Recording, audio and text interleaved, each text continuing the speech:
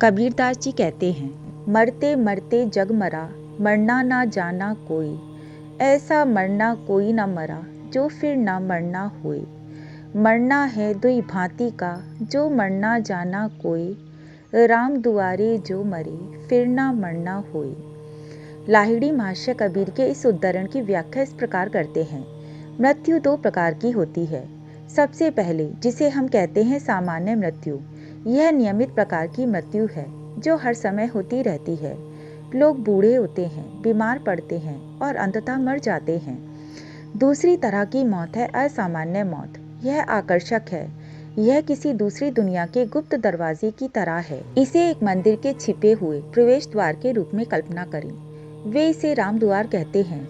लेकिन सोचो क्या, यह कोई भौतिक द्वार नहीं है। यह हमारे भीतर एक विशेष स्थान है। लाहिड़ी महाशय रहस्यमय राम द्वार की व्याख्या करते हैं। वह कहते हैं, यह राम द्वार कहाँ है? यह किसी मानचित्र या इमारत में नहीं है। यह हमारी भौं के ठीक बीच में है। कुछ लोग इसे कुटास्था कहते हैं। लाहिड़ी महाशय का मानना था कि अगर हम मृत्यु के समय अपनी सांस और मन को इस स्थान पर केंद्रित कर सके तो कुछ जादुई घटित होता है। जब हम अपना पार्थिव शरीर छोड़ेंगे तो हमारा दोबारा जन्म नहीं होगा। यह परलोक के लिए एक तरफा टिकट की तरह है। लाहिड़ी महाशय ने यह सब अपनी आंखों से देखा। यहाँ तक कि उनके पिता ने भी ऐसा किया था।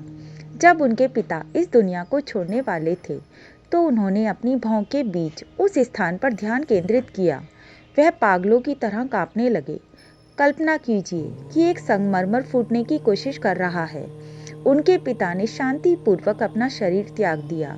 उनका चेहरा शांत हो गया और उनका पूरा अस्तित्व ताजे गुलाब की तरह चमक उठा। लाहिड़ी महाशय कहते हैं, यदि हम क्रिया योग तकनीक का अभ्यास करते हैं अपने पूरे जीवन में गंभीरता से और नियमित रूप से, हम इस असामान्य मृत्यु को भी प्राप्त कर सकते हैं और शायद एक दिन हमें अपना राम द्वार मिल जाएगा। आखिर लाहिड़ी महाशय कौन थे?